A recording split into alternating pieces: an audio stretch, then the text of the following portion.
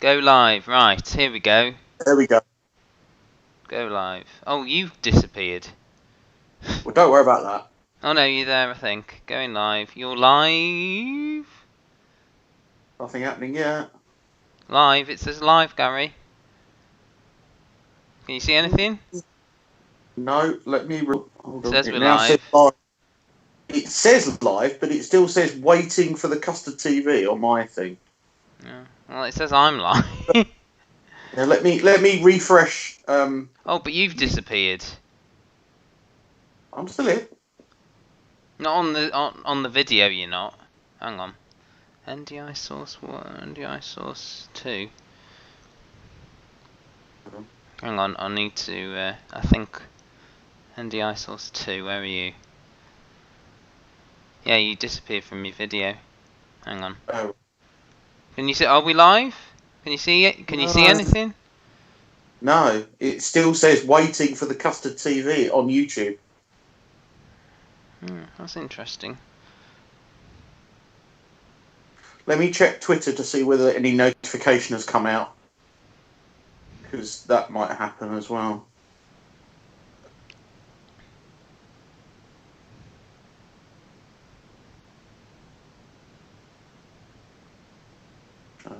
Yeah, I keep getting no data. YouTube is not receiving data for this stream again.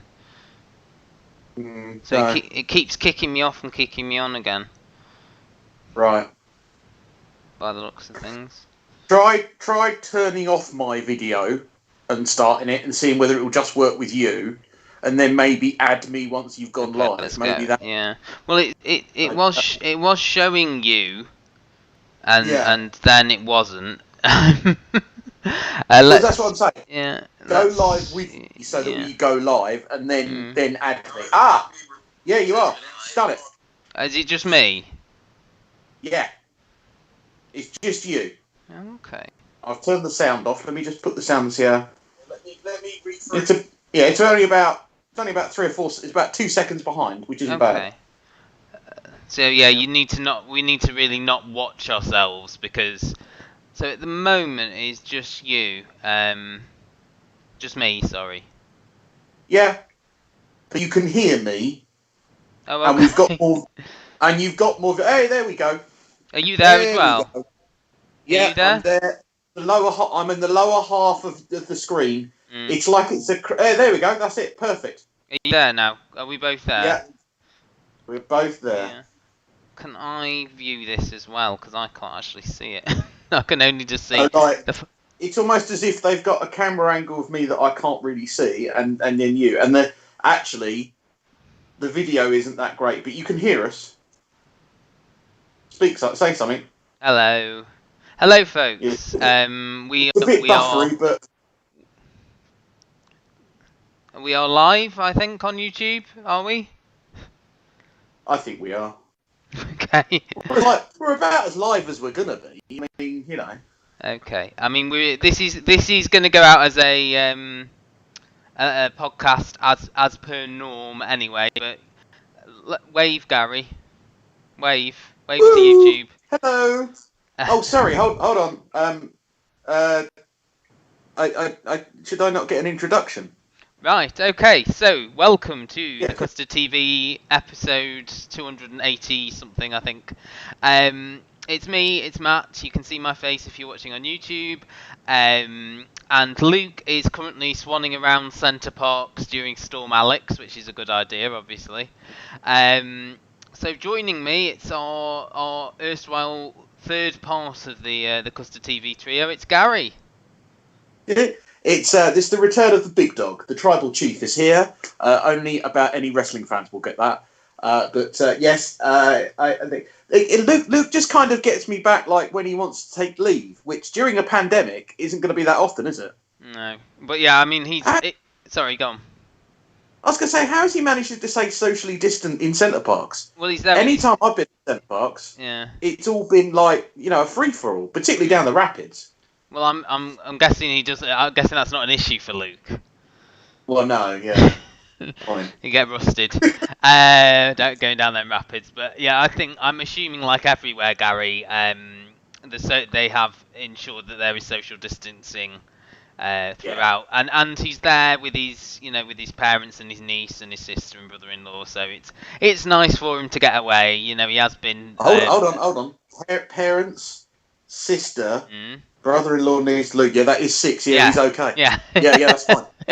Just want to make sure the rule of 6. It's a rule of 6, Boris. We're all good. Nothing to see here. Yeah. Move on. We should be really wearing masks, shouldn't we, on the live stream? But then I can go. I've got a pack by the door. You're fine. So Gary, how are you? I'm all right. I've been working at home since lockdown, and I feel like now I'm kind of like used to it and like okay, and like I've got a good routine. I mean, it's weird. It's still weird, like for everyone, but I kind of have got used to it. I think, like everyone else, there are ups and downs. There are days when I'm like, yeah, this is okay and fine, and then there are days when I'm like, oh, this is horrible. I wish I could see more people. But on the whole, I like the idea of not having to go into work and travel every day. But I do miss my colleagues. Yeah. How about you? How are you getting on? Yeah, so I mean, people who listen to the podcast do know I'm back in the office. So I did about 13 weeks of home working, and then the restrictions got lifted a little bit. Public transport sort of went a bit better again. So I'm back in the office. And you're right, because I was getting very sort of solemn and a bit isolated. So I'm glad that I'm interacting with colleagues again. It depends. It may well be that we've got to work from home again soon, because there is the work from home if you can. I think there's a decision being made high up somewhere in the council, I'm guessing. But yeah, so and in terms of telly, apart from what we're talking about today, what have you been watching? Well, I think like everybody at the beginning, I binged Tiger King and all the shows that were all popular at the time. And then I think I got into the rut of the fact that there was only a few new shows around, wasn't there, around about sort of June, because every television network was kind of holding stuff back for now. So we're seeing a good bunch of new shows now. But over the summer, there was a lot of reruns. There was a lot of Netflix, a lot of Amazon Prime. I finally finished Star Trek Enterprise that I was trying to get through. So I finished all 4 seasons of that. That was really good. But I think on the whole, my television viewing habits have become less and less live telly, more recorded, and my tastes have changed a little bit. I think I've steered away from a lot of your kind of procedural sort of 24-episode American stuff, and stuck with more kind of. I really enjoyed the David Tennant thing that he did that was only 15 minutes.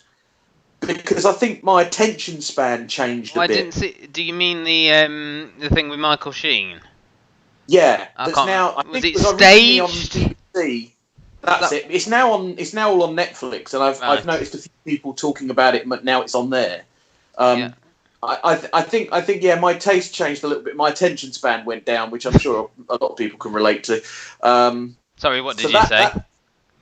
So my attention span changed, no, that's why. That was the joke. 15 minutes. Yeah. Oh, well done. Sorry, I'm out of practice with it. It's a while since I've been on a podcast. Yeah, come on. You used to bring the comedy. Yeah, it still says that in my Twitter bio. I've changed it. Yeah. What? I mean, and I started to watch Battlestar Galactica. I watched the first series of Heroes on iPlayer. Yeah. I stopped at the end of series 1 because I know how bad it gets, but series 1 was still good. But yeah, outside of what we're watching today, Bake Off, I'm enjoying. Okay, I haven't watched it. I went off it a series or so ago. I couldn't get in. It's one now I struggle to get into the people on the show. You need to be rooting for someone. Did you? I'm guessing you watched Celebrity MasterChef over the summer. Yeah, watched Celebrity MasterChef. Yes. I think, Bake Off is good. I think having Matt Lucas gives it something new. And I think because they're in a bubble, there's not so much about their outside life to get to know them. So you are limited to them just baking. Right. But I feel like there's less contestants than there were a few years ago as well. Possibly. But maybe I'm wrong about that. To do. And how are you finding like the new TV that's being produced in isolation? You know, we've got Strictly in a Bubble, and we've got, you know, I'm a Celeb in a Welsh Castle. I mean, those sort of things, I think we're going to have to wait and see. I mean, I'm intrigued. I mean, I was never a big I'm a Celeb fan, apart from the year Ian Lee was on it. But yeah, I suppose I will. There's certainly an intrigue factor of seeing what they do, you know, differently. I mean, I was always going to watch Strictly, if only to complain about the band again. Well, they might not be there this year. Well, that's right. Yeah, they might have to pipe the music in. It's a good point. Victory. I don't know. I mean, it's interesting. A lot of the shows that I watch don't really need an audience. So, yeah. And it'd be interesting. I've not been watching like Britain's Got Talent and stuff like that. Interestingly as well, I think I was talking about it last week to Luke. I don't know. I can't remember if it was on the podcast or not. But the Masked Singer is back in the States for the fourth season. And Luke was asking me, you know, have they got an audience? Because people have been doing different things, haven't they? They've got a lot of people now having like the big video screens and things like that. But the Masked Singer, it seemed to have an audience, and then I watched something, and it turns out they're using a lot of like screen captures and stuff from previous series of the crowd. Oh, right. So like a piped-in video audience as well as a piped-in audio. Yeah, just sort of re-showing screenshots from previous series. So, like, you know, the reaction shots they showed from, say, an episode from Series 3, when they go to show a reaction shot in this series, it's an old reaction shot, if that makes sense. Yeah. So people, like, dancing and things like that. I mean, the thing is about the Masked Singer, obviously it's a lot more topical now. Everyone's wearing a mask. I shan't be wearing some of the masks, like, you know, the rubber duck or whatever on... Yeah. Up till the bit where they do the reveal, the audience isn't actually that necessary. So, because you've got the performance, and the performance is then rated by the judges who do all their guessing, and not till you get to the first elimination where the audience is involved in the take... Do they say something different in America, I believe? No, but it's better in America because they play the Who song over it, so it's less. It seems a little bit less sinister. It feels a bit weird in this country. Yeah. But yeah, okay. So yeah, I suppose you could just. But I mean, we're recording on a Saturday afternoon, and I watched Have I Got News for You last night, which returned kind of weirdly before in lockdown with television screens. And now is them in a studio with a limited audience. Right. And it seemed to work quite well, but I didn't feel like it needed to be that. I quite like, some people were a bit rude, well, not rude, a bit disparaging about the one with the television screens because the gags didn't quite work over the internet. You know, Paul Merton's quick quips didn't work when there was like a 3-second delay. Yeah, like and no laughter, like a Zoom call type thing. Yeah, like a Zoom call with your grandparents or something. You know, is this on? That was it. The main one we used another software called Teams at work, and the main thing people say, well. Can you hear me? Yeah. Can you hear me? Is my video on? And it just reminds me of. Do you remember? Did you watch Toast of London? Oh yes. And hello Stephen, it's Clem Fandango. Yep. Can you hear me? Because every time that someone says, "Can you hear me?" I just want to go, "Yes, I can hear you, Clem Fandango." I will come through that screen and punch you, Clem Fandango. Yeah, something like that. Yeah. You shut the up, Clem Fandango. Yeah, maybe not those ones. No, but it's just every time someone says, "Can you hear me?" Yes, I can hear you, Clem Fandango. Anyway, we don't tend to do news much here on the programme, but I just wanted to talk to you briefly of something that had come up this week that it looks like BBC Three will be back on at the channel again. Have you got any thoughts on that? It's going to share the same broadcast as CBeebies, I understand, so which worked quite well because that goes off the air at 7, I think. Yeah. So, you know, it makes sense. Because originally there was some talk of it replacing BBC 4, wasn't there? And I don't So quite know where that came from. Me and Luke were discussing this a little bit again, I think, on the podcast. Yeah. And we weren't quite sure where it's come from. I mean, the thing is, BBC Three has had a reasonable presence since it shut down as a television channel. It's managed to keep an audience because of the way in which television viewing has changed. So maybe this is a way. I don't know. I'm surprised they've done it in lockdown, but I'm not entirely surprised it's happened overall, because I think we said there was a place for BBC Three at the time. It was. There were a number of shows that we reviewed, we liked, that then got moved up to other channels and things like that. So I wonder if it's just a test. I wonder if it's like a 3-month thing to see what happens. Yeah. Do we know if they're producing any new shows for it, or if they're just going to be relying on their current sort of, Famalam and whatever else they're showing? Yeah, I mean, I suppose for us, and me and Luke were talking about this last week, that the some of the biggest hits of the year, or the most talked about, the most critically acclaimed things, were BBC Three productions. So Normal People, you probably didn't see that, did you? I'm guessing. No. And I May Destroy You as well. And again, I don't think you probably watched that, did you? I've got that saved. It's one of those ones that I intend to go back to at a later date. But you've got no interest in Normal People. I've no interest in people normally anyway, so yeah. we can do a What's on Gary's hard drive update as well at some point if you're interested. Oh yes, yeah. We'll save that for a feature at the end. I think that's. Yeah, we don't want to blow. We don't want to give away the ending too quickly. Something to keep people sticking around. But yeah. So on today's programs on the reviews front, we've got Honour from ITV, 2-parter that aired Monday and Tuesday night. We have got the Comey method. No, the Comey rule. Sorry, that's the Kaminsky method I'm thinking of. Yeah, in my notes I called it the Comet method. So at least I got the name. Yeah, the Comey rule, which is in the States it was a 2-parter. Here it's showing in 4 parts on Sky Atlantic. The first 2 parts aired this Wednesday, I believe. We've got Love Life, which is a HBO Max original, which is showing here on BBC One on Wednesday nights in double bills, and is all on the iPlayer.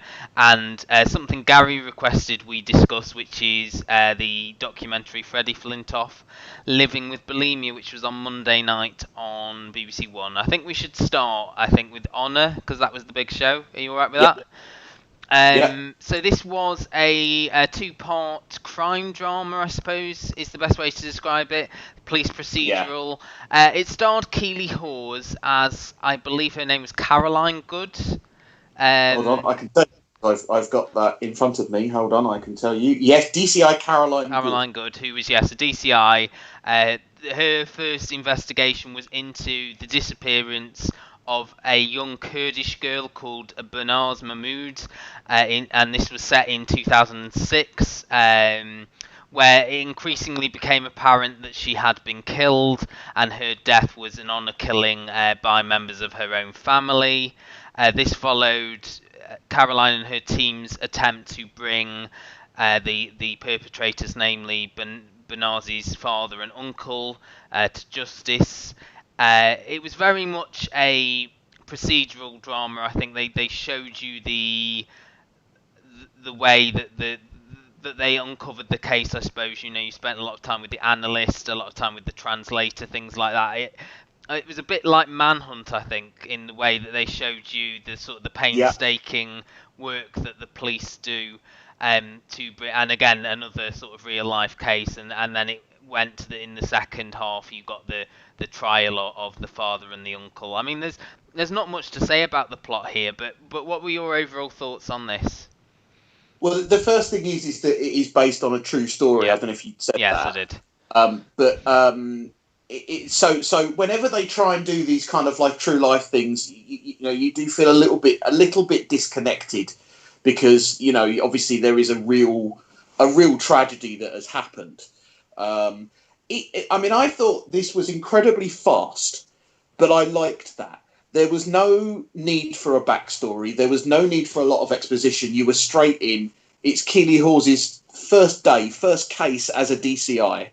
She's only got a very small team that you see. I think there's a massive operation that's going on, but really she's got I think 2 detectives, a liaison and an analyst, I think it would be fair to say. And the analyst was played very well by the girl out of Dead Pixels. Yeah, she was in Detectorists as well. Oh, I haven't seen a lot of that, Jones's but yeah, daughter. she was really good.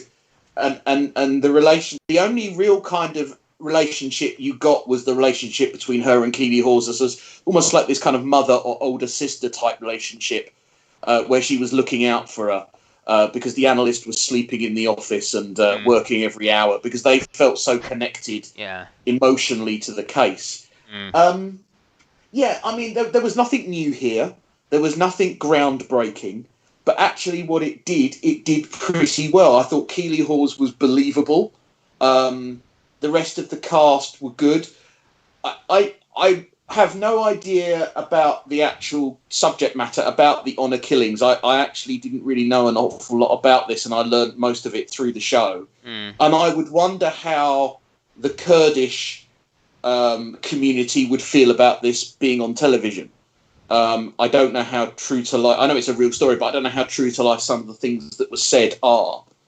So that would be interesting. But I liked it, and I quite liked it being over 2 nights. I know sometimes we accuse television companies of stringing things out. I think this was quite good to put on was it Monday and Tuesday? Monday and Tuesday, yeah. Yeah.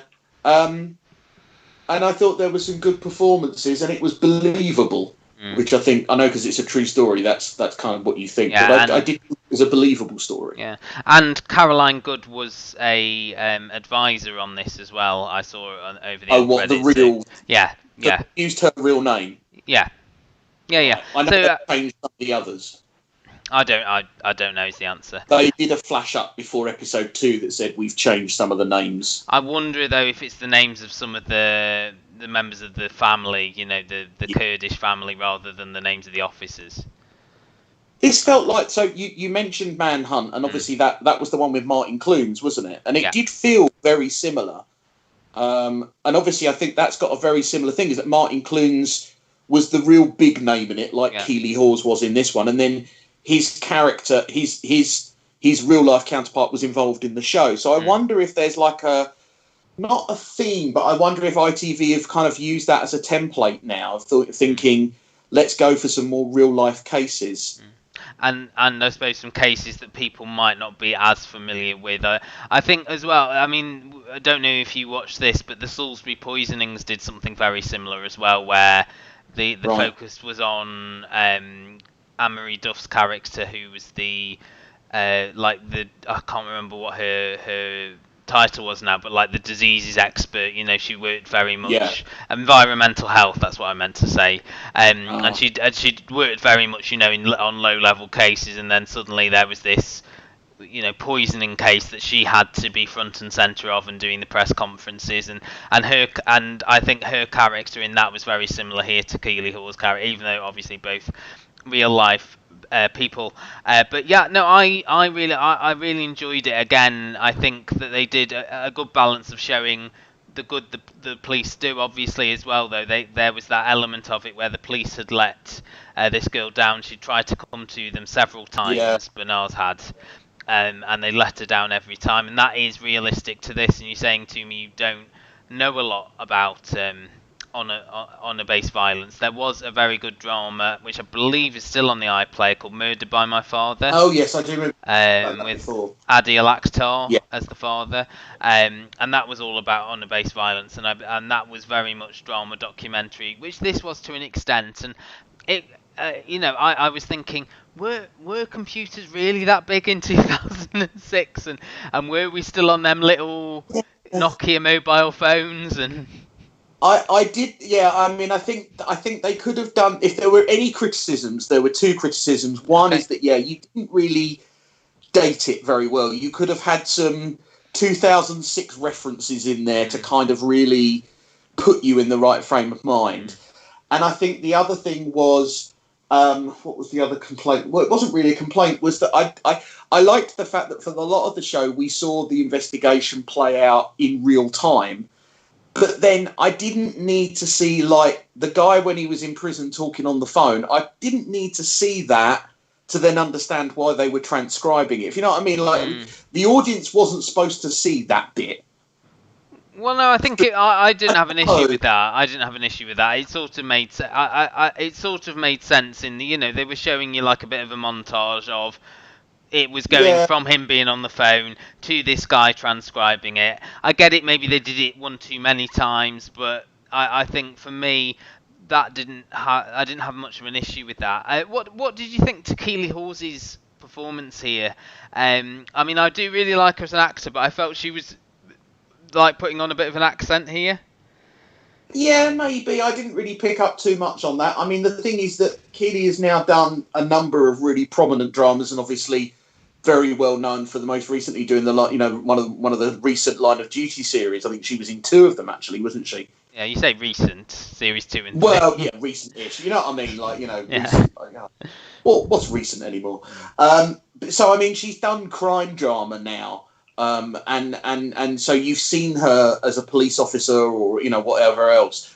As I say, the interesting part was that, you know, we found out somewhere in the second episode she's got kids. But you got nothing of her home life, which I think was a good choice. I didn't need to see her coming in late at night arguing with her husband or whatever. No. We know that that's a trope that I think has been overplayed. You know, the copper who is working too hard. But yeah, no, I thought she was believable. I mean, I think she was the only recognisable name in the piece. Yeah, I think that's what I was trying. So I think, yeah, they hinged a lot on her acting and her name ability to sell the show.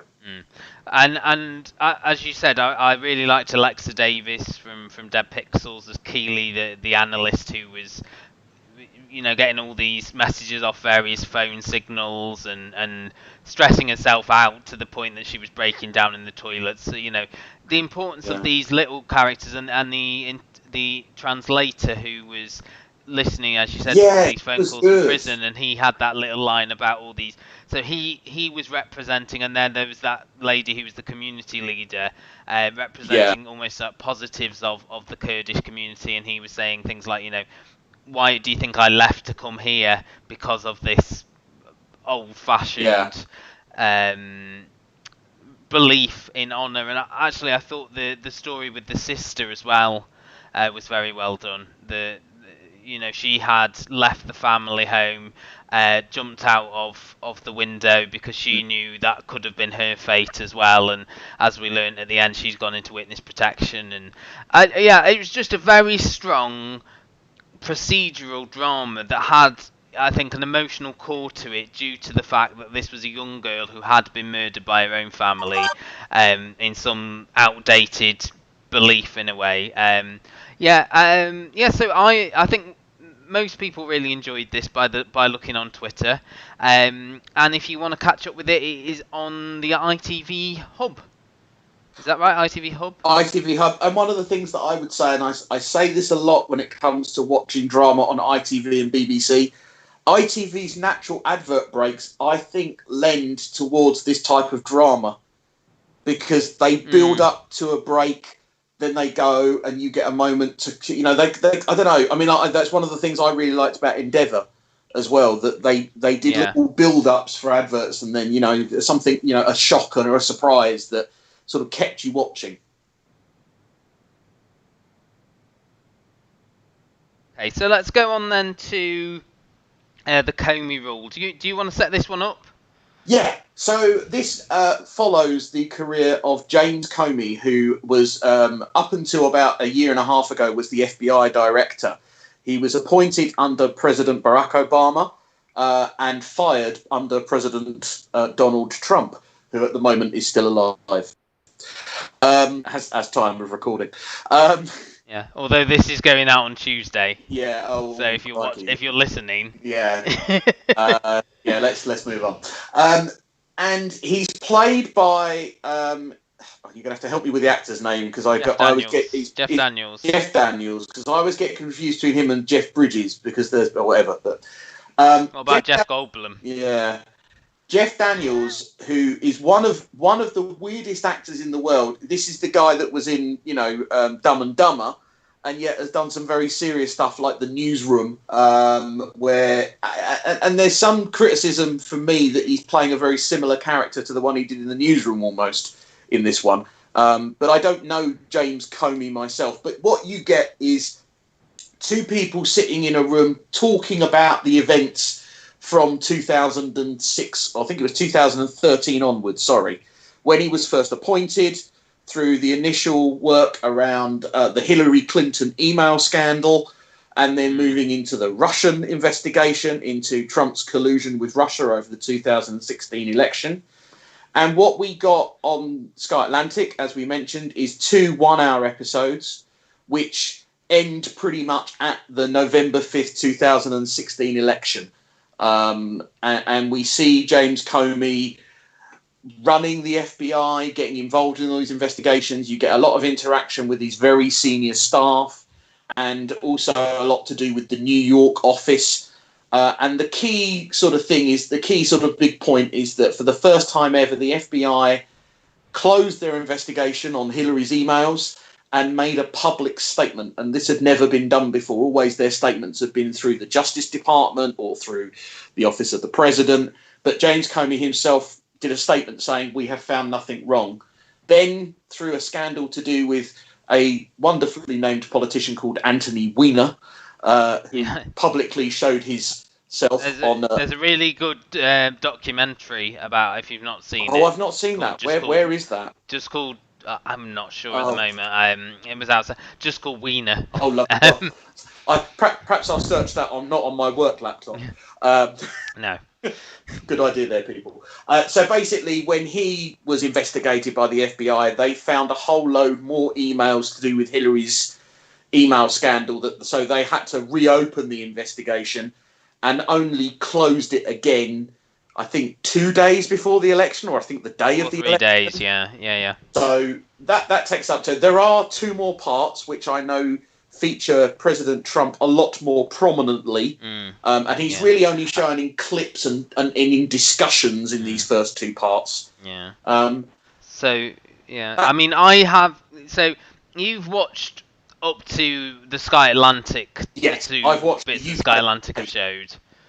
Yeah, and I've actually watched all of it.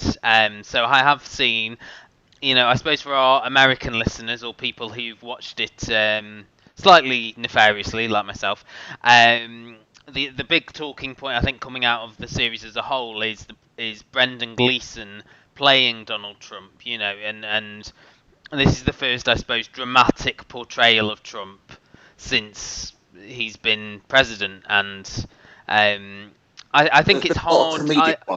Sorry? There's been a lot of comedic ones. Yeah, but like Alec Baldwin famously, I suppose, is the one that comes to mind. But in terms of Brendan Gleeson here playing Trump, I felt he did a good job. He was... just give me a minute, Gary. Sorry, I've lost my train of thought completely. It's all right. I mean, obviously, I haven't seen him yet, so I'm looking forward to watching it next week. I've got it series linked, so it will be an interesting one to catch up on. Because, as you say, how do you do Trump How do you do Trump straight? I suppose is the key thing. And I felt at first I was watching Brendan Gleeson with a lot of makeup, but actually, as it went on, I think it sort of became less of an issue, and you did feel like you were watching Donald Trump. As much as you can, I suppose, without being the real Trump. Brendan Gleeson, I think, an interesting choice, an Irish actor. I was going to say, when I looked him up, I realised I watched an awful film with him recently and I think it was Meryl Streep, in the UK with my mum, where he's a guy that lives in, I think it's Hampstead, and he lives in a shack in the middle of Hampstead, and they're trying to knock his house down. Yes, or something. Is it Diane Keaton? Oh, it's Diane Keaton. Thank you. Sorry, I knew it was a woman with white hair and American. But yeah, and that's a truly awful film that my mum made me watch, or I watched, with her, because And I would never have picked that actor to play No. Trump. Or based on that. He is wonderful in Paddington 2, though. Oh yes, you're right. Oh, I've seen that. Yeah, he's the convict, isn't he? Knuckles. Yeah. Oh gosh, you're right. In fact, you'll probably recognise Brendan Gleeson if you look him up on IMDb. Yeah, everyone knows Brendan Gleeson. You know him to look at him. Even though Mad Eye Moody in the Harry Potter films is probably his most famous role. What did you think of Jeff Daniels? Yeah, I suppose, and you are a lot more au fait with American politics than I am. Right. I think it's fair to say, and I think I'd heard the name James Comey before, but I haven't. Unlike Trump or Obama, I haven't got any frame of reference to what he looks like or anything like that. So I felt he had a sincerity, I think, to the performance, and I got the impression that that's what James Comey had, this sincerity.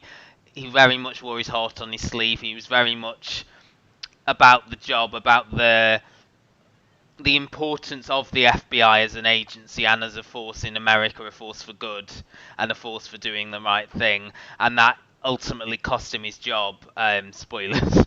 Well, yeah, because of in the drama at least seemed to spell out that because of the erratic nature of Donald Trump and the things he gets sort of stuck in his head about certain things that have been said. We've seen Trump at press conferences and on Twitter going on about, but he said this, but he said this, but he said this, repeating himself over and over again, and using all this rhetoric and things. And I think someone rational like James Comey would clash with someone as irrational as Donald Trump. But yeah, Jeff Daniels was very. It wasn't a charismatic performance, but I think that's because James Comey isn't a charismatic character. He's very much the everyman, and I felt Jeff Daniels played that very well. What are your thoughts on it? Well, I think the same, and it was difficult for me to, because again, although I know a lot more about James Comey and I know about the situation, I know nothing really of James Comey the person. So all I really know from watching this documentary, from watching this show, is that he's got 4 daughters, and he previously had climbed up through the ranks as a prosecution and through the FBI. He got the job based on merit. I thought one of the interesting little bits that I didn't know is that his predecessor was Robert Mueller, who then went on to be the special prosecutor in the Russia investigation. And I don't know if he turns up in the later episodes because, he's very involved in that. But he was the previous FBI director. I hadn't picked up on that. The one thing that annoyed me about this programme was the fact that we needed to be talked through it by these 2 characters. So the show starts in the present day and then cuts back, and then occasionally you cut back to the present day of these 2, and they're kind of like reliving James Comey's career. I didn't feel it needed it. I think a framing device is what you're talking about. Yeah, and I don't think it needed it. No. And we're yet really to meet these 2 characters in the UK.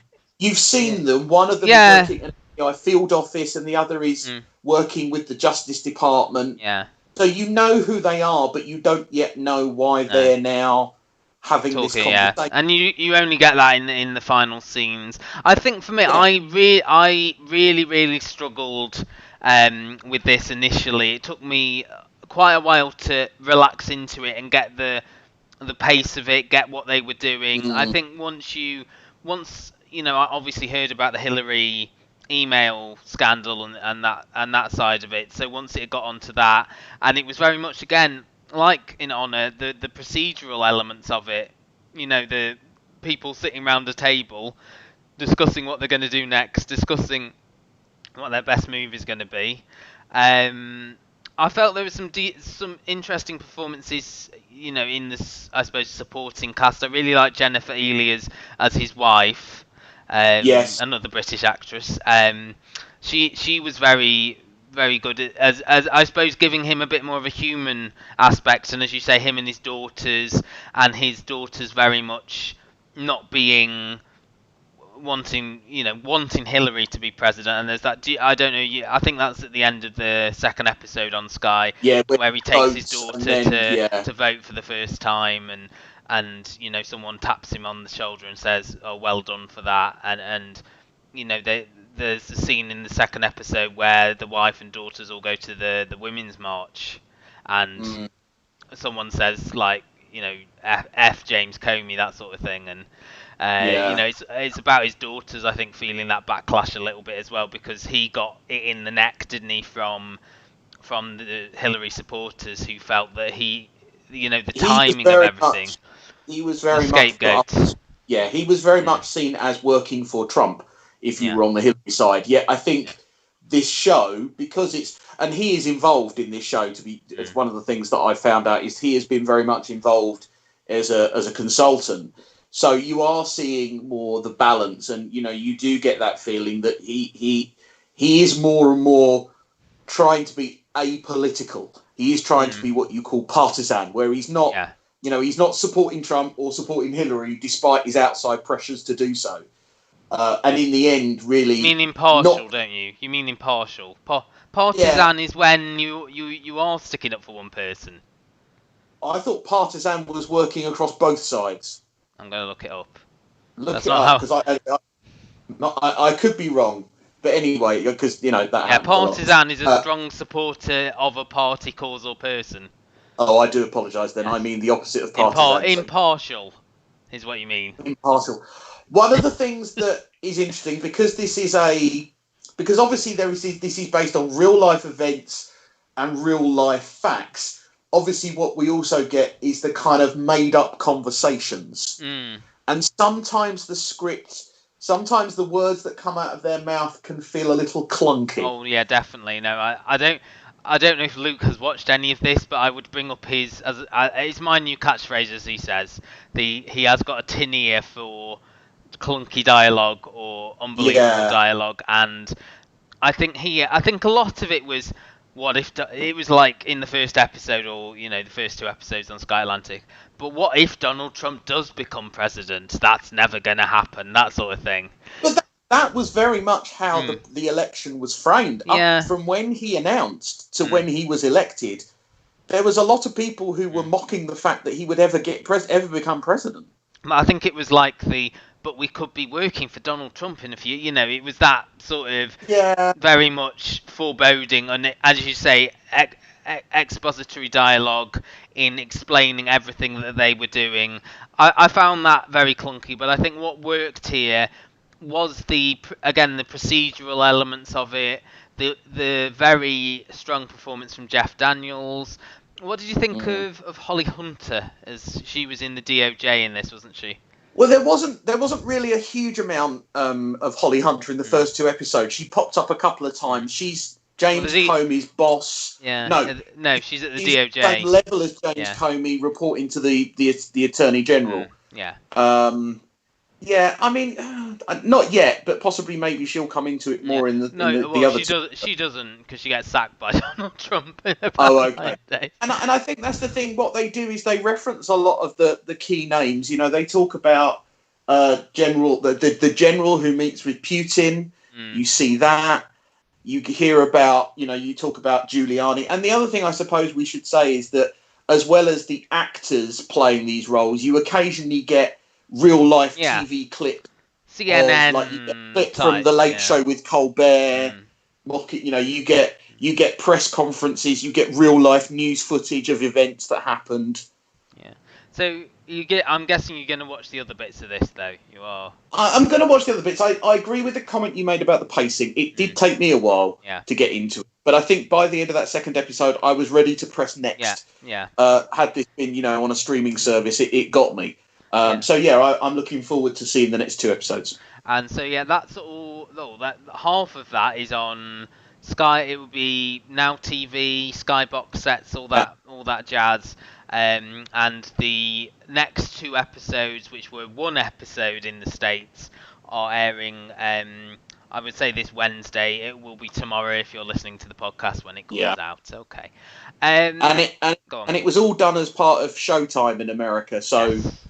One of the real big cable networks, and I believe they may. I mean, obviously, because we're in an election cycle, in America they made quite a big fuss of this. And I was just gonna, I was going to mention this. The guy, I think his name is Billy Ray, if I'm not mistaken. The guy who sort of wrote, I suppose created is a bit of an odd word for. The only Billy Ray I know is Billy Ray Cyrus. No, it's not Billy Ray Cyrus. No, this gentleman has done. He's written quite a lot of films about like true life things. So. Okay. Captain Phillips. I don't know if you've seen that, the Tom Hanks film with the Somali pirates. Have you seen that? No. No. He's done. He's the things he's written and directed are Shattered Glass, which was about the journalist who faked a lot of his stories, and then there was also one called Breach, which I believe has got. I want to say it's got Ryan Phillippe in it. Again, about an FBI agent who was convicted of spying for the Russians. So very similar. So he's worked a lot in this field, shall we say? And his most recent screenplay was for Richard Jewell, the Clint Eastwood film about the. I don't know if you know this story. The security guard who found the bomb at the 1996 Atlanta Olympics. And then was... I know the story. I didn't realise there was a film of it. Oh, gosh. Yeah, I might have to go and watch that. But he's also done stuff like the latest Terminator film and he adapted the first Hunger Games book. But everyone needs money, don't they, I suppose?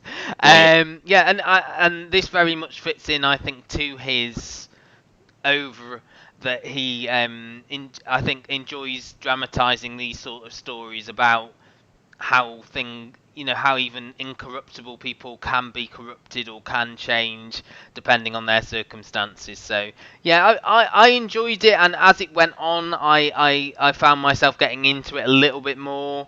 There is that issue about clunky dialogue, but if you do pursue it, I think you will find it rewarding in the end. And I would urge you to at least look at some clips of Brendan Gleeson's performance, because it is an interesting interpretation of a man that we all know so well. We've seen him on TV for years. So just to repeat that, Now TV, Sky box set, Sky Atlantic, the latter two episodes this Wednesday, I believe at 9 o'clock, I would say, I guess. I think so, yes. Okay. So let's move on to another American show. I am guessing Gary maybe didn't even make it through the first episode of this. Am I right? I watched 2 episodes of this. And there is a specific reason. I am in love with Anna Kendrick and have been for a long time. Okay. Right, let me just I'm afraid is the only reason I'm watching this show. Let me just set this up then. This is, as Gary says, this is stars Anna Kendrick. It's called Love Life. It's on BBC One on Wednesday nights after the news. In double bills. 5, I think it was. Yeah, in double bills. Or it is all on BBC iPlayer now. It stars Anna Kendrick as Darby Carter, who we first meet when she graduates from college. It's, as the title would suggest, about her love life. So each episode is primarily about a different relationship. This first one was about a guy called Augie, I think, Augie. Right. And she meets him, they have like a one-night stand, and then she worries that she's not going to see him again, and gradually they find out they have a lot in common, and she takes him to her boss's wedding, but then he gets a job working as a reporter on like the Obama campaign, and has to leave town and go to DC, which oddly was the end of the Gilmore Girls as well. I believe that's what Rory Gilmore did at the end of the Gilmore Girls. Oh, really? Go on Obama's press bus. It was also the reason that a couple broke up in the newsroom as well, funnily enough, because one of them had to go on the road to cover a political. So all these characters together. That's a TV show in itself. I know. And then the second episode, which we've both seen as well, which has aired, was set about a year later, and was her hooking up with her old boss, who had been divorced, shortly after his wedding. The wedding that she went to in the first episode. Yeah, the wedding she went to in the first episode, and it's basically how each of these relationships ends. The interesting part of this for me is the narration from Leslie Manville. Yeah. she's involved in the writing, though, isn't she, Leslie Manville? I believe. Are you sure? I think I saw her name in the credits more than just as narrator. Okay, I'm gonna have to look this up now. So it's I suppose I would. Producer. Yeah, sorry, Gary. What were you saying? I was going to say, and Anna Kendrick is also an executive producer of this. What I would say, it's very much a quirky rom-coms in the like something like a 500 Days of Summer, something like that. So you watched, because having watched the first episode, I was like, Gary is going to struggle to make it through this, but it was your love of Anna Kendrick. Do you want to go into that in more detail? Well, not on this podcast. No. Keep it clean. No, I think Anna Kendrick is an extremely good actress, and I think actually any time I've seen her, but she has a terrible choice of roles. You know, I mean, Pitch Perfect is a terrible film, but she's really good in it. And I know she's been. Oh, you've gone now. Huh? You went a little bit there. Oh, sorry. I don't know if it was the video. She's a great actress, but in terrible films. I'm not a fan of the Moonlight, whatever it is, Twilight series that she's in, or Pitch Perfect. But whenever I've seen Up in the Air is a good film. Okay. Whenever I've seen her on talk shows, though, she comes across really well and really funny, and that's why I've fallen in love with her. It's fake love. She'll never contact me. They never do. And I'm sure she's probably got a restraining order. Should have been. Yeah, the restraining order should have been the key. Well, that's right. Yeah. But what is interesting about this show is that this is supposed to be, well, from little reading I've done, is like a reimagining of the rom-com, and it's not. It's got every romantic comedy trope that you could wish for. There's the flashback to her childhood. There's the awkward teenage years. There's the first university love. There's the falling in love with your boss. Now, I don't know how... It's 10 episodes, and I don't know how many more I'm going to watch, I'll be perfectly honest. Because it's schmaltzy, and there's almost a Sex in the City type vibe to it as well, which, again, is another film my mother has made me sit down and watch, and I wanted to burn my retinas afterwards. And it's the worst type of program that I could imagine, but she's in it, so you kind of, and I knew I was reviewing it, so I made myself watch the second episode. And I have to say, I found the second episode better than the first. Okay. I found like I knew a little bit more about the characters because they were sort of developed, and I liked some of the awkwardness around the fact that his father died, and I think she's at least 10 years younger than him, and she got... I don't know. I couldn't quite age her because she's meant to be. I mean, she's meant to be. I think about 24, 25, and he's just turned 40 in that episode. I suppose the thing is that she's playing this character Darby from just graduating from college over. I think it's about a 15-year period, and I think they needed to pick someone like Anna Kendrick who hasn't aged in 15 years. Yeah, I mean, that's the thing. When you watch her in the first one, you're like, well, that's Anna Kendrick. She's not 20.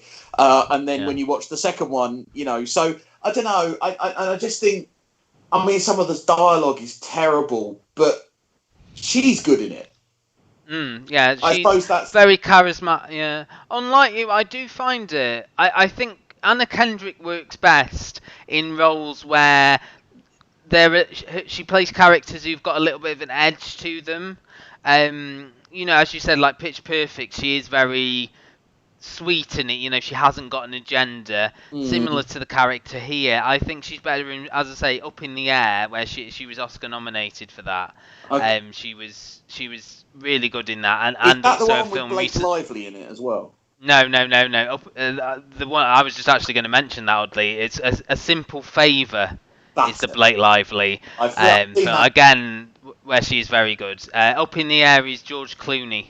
Ah, right.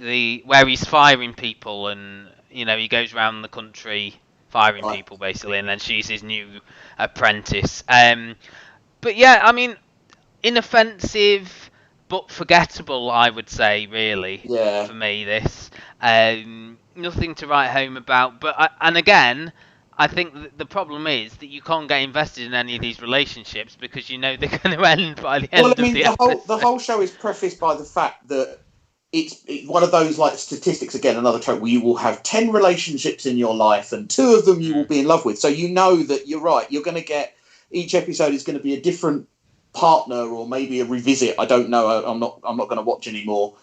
So No. Yeah, I can't really recommend this. Ironically enough, I could easily see this being a prominent show on BBC Three when they, because it has got that sort of BBC Three vibe to it. They are showing it on BBC One, oddly, and interestingly, it's been renewed for a second season. So I wonder if it's going to be a different actor or actress, because having read like the plot synopses, she finds true love in the final episode. So whether it's going to be a different, you couldn't imagine it being someone that maybe one of the other characters will get a plot line. I don't know, but because she had friends that she lived with, and obviously there were boyfriends, their husbands and ex-wives and things. So there are other characters in the show, but it's tough to know when you're watching 2 episodes how much they come back. And I'm not going to. As I said before, I'm not going to be watching any more to find out. No. And I would say this is, if you wanted something light, something to have on in the background, then this more than fits the bill. There's nothing wrong with this, but it's just it's not got anything sort of going on below the surface, really. It's very sweet-natured, very earnest. I didn't. Where is it shown in this? Sorry, where is it shown in the States? Do you know? What I have said this twice already, but it's an HBO Max original. So HBO's sort of online service. Yeah. Yeah. So it's a streaming show in the States, basically. So it's for something that purports to be a romantic comedy. I have to say I didn't laugh once. Didn't find it funny. Oh yeah, there's no. The only real could say there's a bit of dark humour in the second episode around the father's death, but there's not much. There's no laugh out loud moments as far as I was. No. Okay. Well, if you do want to watch that based on our glowing recommendation, then it's all on iPlayer now or on Wednesday nights in double bills. I suppose as well, the one thing we should say, and I know we've said this before on the podcast, none of us are women, funnily enough, and it could be that this appeals more to females, a certain type of female. I'm not going to generalise too much. It could be that this is something or a certain type of male. Well, exactly. I mean, if you are into romance, this could be something for you. I think it's fair to say that me and you and Luke aren't that. Speak for yourself. No, I do like a good rom-com. I have to say, I wouldn't say I'm not. But that's more on the film side than the TV side. Yeah, but for me, the premise of this is very much. Each week she's going to find love and lose love, and it's quite formulaic. And the romantic comedy needs some element of humour, which I don't feel that these episodes had, as you say, other than the awkward speech at the father's funeral, where it was very cringy. But again, I wouldn't say that was particularly funny. But yeah, judge for yourself. As other opinions are available, as we always say here. If they wanted to get in contact with the show and tell us what those comments are, how would they do that? Well, I was going to do that at the end, but okay. I'll do that because we've got one. I'll do that leading again. Yeah, we've got one more show to discuss, and Gary, when I asked him to be on the show, requested that we speak about this. So it's the documentary that aired on Monday night on BBC One, fronted is probably the best word to use, by cricketer Andrew Freddie Flintoff, about his struggles with bulimia. And Gary, what was the reason you wanted to talk about this, and do you want just to set it up a little bit as well?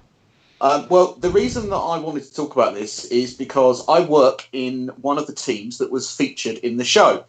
And in fact, I was I was in the building when they were filming the stuff. So I work for the eating disorders team at the Maudsley Hospital, where Dr. Amara Nassim, who he met firstly with someone with bulimia, and then towards the end of the episode met one-on-one with. And we've been talking about this show for some time because obviously we know, and I was actually there the day it was being filmed. I joined that team the week after, and funnily enough, what made me sort of, excited the most was when I saw him in the office when he was talking to the bulimic patient and Amara. I had my interview in that office when I was working, and I used that office every Friday when the current occupant wasn't in as my office on a Friday. So it was kind of weird to say, "Oh, that's my desk." That was kind of weird. But of course, I haven't been there for 6 months, so that was also why it was special. Because, well, yes, I work there, but not anymore. Freddie denies that he really has an eating disorder, which I think is the key thing that comes out of this episode. He is in denial that he has a problem. I think he recognises that he has a condition, but I think he's very much in denial. And what this show really was out there to show was that his experience is not limited to just him. He is obviously in the public eye and has been, pretty much since his teenage years when he first came on the scene as a cricketer. And his weight and his appearance was a big source of newspaper chatter throughout his time playing cricket. This is kind of like his first opportunity where he has spoken about his struggles. So that's part of the episode. And then the other part is that he, visits the Maudsley Hospital and talks to a patient who has similar experiences to him. He visits a mother who lost her son to bulimia. I think it was in Ireland, that they went to. And really then, and also a more local service, I think it was in Sheffield, to where he lives up in the north. And someone who he met that, was still in treatment a year after being diagnosed. And I think that hit him about how long this process will take. So for me, there was that sort of curiosity of, I'm involved in this area of work. I'm not a clinician myself. I'm their business manager. I'm not diagnosing. My knowledge of eating disorders is very little compared to them. But even I think I could see that he had a problem. And I think a lot of people were surprised about, at the end, he says, well, I don't throw up anymore. I do all this exercise. And my main thing was, well, what happens if you break your leg, or you can't get up every day and exercise on an empty stomach for 4 hours or whatever, 2 hours or whatever, and he was doing a lot of justifying. And I think throughout the program, they brought up a lot of statistics about how bulimia and eating disorders are not just about the sort of popular view of young women, but actually a lot of men. I think it was 6 out of every 10 cases are men, and it's more prominent. And I think the show did a great job in showing that from the male perspective. A lot of that through Freddie's eyes. But I think on the whole, I left the show with a real feeling of, oh gosh, he's not going to do anything and change. And I really hope he does. And I have no inside knowledge about whether he's in treatment or anything like that. And if I did, I wouldn't be able to say, but I don't. But the part of me came away thinking he's just going to keep on struggling and keeping it to himself, which was quite sad. What did you think? Yeah, just bear with me a moment, Gary. I just need to switch my power on my laptop. Bear with me. All right, no worries. It will disappear in a minute.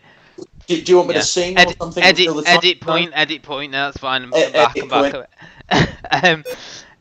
Yeah, all the magic of the podcast. So, for me, I found it a very.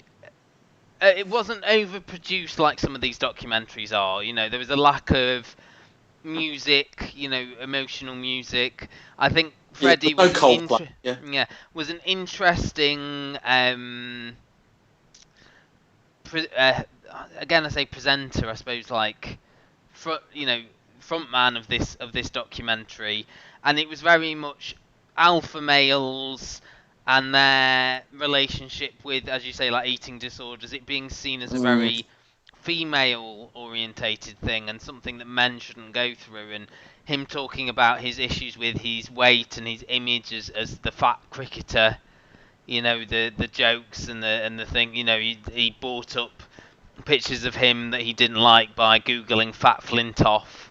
And it's very interesting seeing behind these sportsmen this confidence that you feel like someone like Freddie Flintoff has, You know, you see him on Top Gear, you see him on panel shows, and he comes across as very affable, very switched on. But then there's this other side beneath the surface, which must be very brave for him to talk about. You know, I don't think a lot of people, bar some of his teammates and his wife, actually know what has been going on with him and how he feels about his weight. And it was an I mean, I can't say that it was one of the best documentaries I've seen. You know, it was very basically made, but it was emotional in parts, as you say, when he met the woman who lost her son to bulimia. That was very emotional, and his own, I suppose, voyage of self-discovery and learning what bulimia was. You know, all he knew was that he was sticking his hands down his throat and retching. He didn't know the more nuanced areas of what the disease was, and actually this over exercising was part of it. You know, you saw him on the treadmill in his garage at home just sweating, and that he's saying, like, I can't not exercise before I have anything to eat in the morning. You know, this psychological process. So it was I think the certainly the bits with Freddie himself and him coming to terms with it and his story was more interesting than the bits with the talking heads, the bits where he went to meet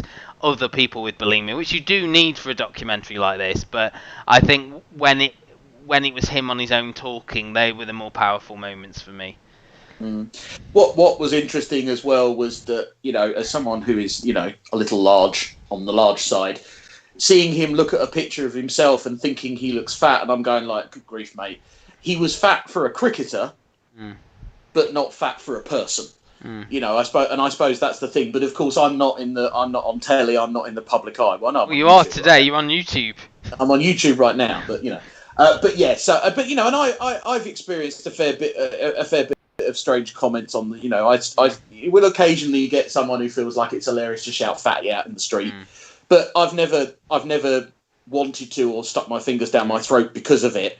So I can't relate to that side of it. But I can relate to the side of it where you get catcalled or, you know, because of your appearance. You think people are talking about it, and I think it is a very common, even if you're not, you know, I mean, I wouldn't say I was overweight, but, you know, I'm not slim, you know, I can feel my weight coming, you know, being put on, and I think it is a universal thing, and it's not something that you hear, you know, men say. It's a very much a female, like, you know, Bridget Jones is the example. You know, you had, you know, does my bum look big in this and things like that. You know, it's all a very sort of, in the media, it's presented as a female thing about worrying about your weight, worrying that you're too fat. Yeah, body image is seen as a female. Yeah, whereas men do go through it as well, and it needs people like Freddie Flintoff to talk about that side of it and how, you know, they feel. You know, I suppose the big thing people use is the dad bod now, isn't it?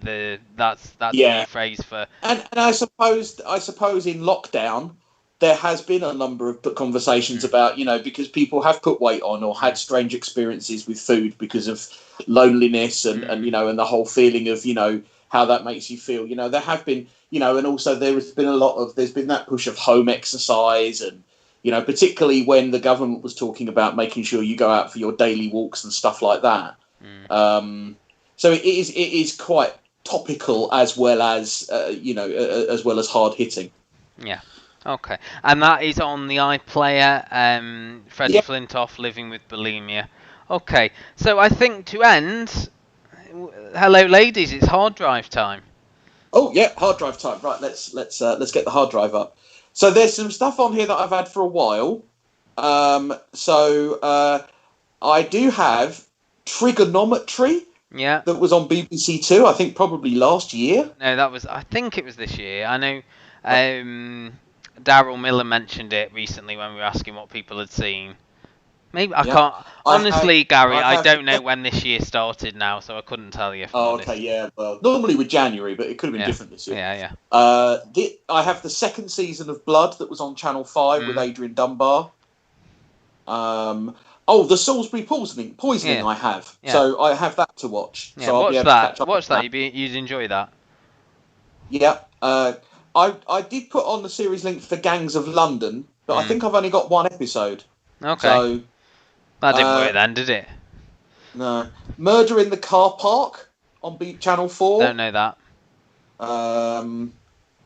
I Destroy You, as we talked about earlier. I May Destroy You. Oh, I May Destroy You. Sorry, I May Destroy You. What's this one? The Secret She Keeps. I've got no idea where I've got that on there. Oh, The Secret She Keeps is like an Australian baby snatch drama with one of the Downton Abbey women. Oh, okay. The Perry Mason, which I know you guys talked about on a podcast recently about how you might have been, and I do think Luke was too hasty on it. That's unlike him, isn't it? Well, yeah, I know. To judge things too soon. The first episode of Carry On of a good show. Gosh. Give it 5 years, he'll go back to it. But I like that. That's very good. And then more recently, I've saved up all of Mortimer and Whitehouse Go Fishing to watch in one go. Okay. Because I want to. I've really enjoyed that. I watched it when it's on. And I suppose, as you say, we don't really do news, but brilliantly, it has been renewed for another series already. A fourth series, Fourth series, that's been announced. Read that and then on the website. Some more recent stuff. Sky Atlantic show called The Third Day. Yeah, which I think we will be discussing possibly on the next podcast. I'm not sure. Oh, okay. I do what I'm told. Yeah. The 2 Weeks to Live thing on Sky with Maisie Williams? Yeah. And All Elite Wrestling, which I'm sure Luke will edit out of this podcast. But I quite like it. Okay, there we go. There you go, ladies. What percentage are we at? There you go, ladies. Well, it's different on Sky. I don't know how. I've got to go to a different menu to look that up. Okay. Hold on. 30% used. Oh, there you go, ladies. Okay, so that's the podcast for this week. Luke will be back next week unless something dramatic happens at Centre Parks. He gets stuck in the rapids. Maybe he'll join Trump in isolation. I don't know. Maybe not literally join Trump in isolation. that would be interesting. Counterintuitive a little bit, I should say. Which one of those two is the more self-centered and and sends out the more tweets, Luke or Trump? It's about 50-50. But yes, thank you so much, Gary, for jumping on today. I think the YouTube may not have been as successful as I hoped. I think it has been quite laggy. I've had comments that the sound is good, but the video isn't. But hey, these things are an experiment, so who cares? I think part of the reason is that we have got quite poor weather and my internet isn't great. So, it might be worth exploring this in the future. Unfortunately, Luke does not have a webcam, which is why we did it this week when Gary was here, because he has got a webcam because he's normal.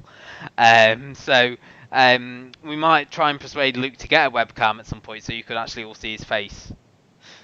But Matt, if you wanted to maybe tell Luke to get a webcam, how would you do that? Well, Gary, thank you for asking. So you can follow all our accounts on Twitter. I am at Matt's TV Bites. Gary's at The Gary Show. Luke is at Luke Custard TV, and we are also, the podcast itself is on the Twitter at Custard TV Pod.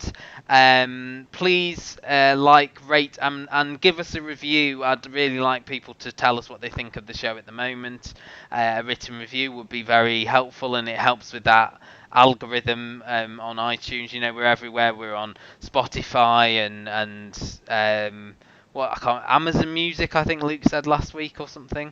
Yeah. If I could bring it up, to speed on the members of the youth, kill that like button, I believe is what they say now. Smash it. Smash that like button. Well, no, I've heard people say kill it more than smash it. So as we're on YouTube, you can check out reviews from the past on our YouTube channel. It's almost all up to date apart from the last couple of episodes, and I have actually put on some reviews from the original run back in 2011 from Luke and Denise. I heard that. I was shocked that. I might try and get some of your early shows on there as well, Gary. I wouldn't. And if you'd like to get in touch with us, we've also got an email which is custardtvreviews custardtv@gmail.com. We're everywhere on Facebook as well. Custard TV Pod. Visit thecustardtv.com for all your TV news. Join us next week for reviews. I think we're going to be talking about South Park next week, among other things. So listen again next week. Tuesdays we're normally up on all your podcast apps. So that's it from us today. Thank you if you've been watching on YouTube, or if you've listened to the podcast. It is very much appreciated.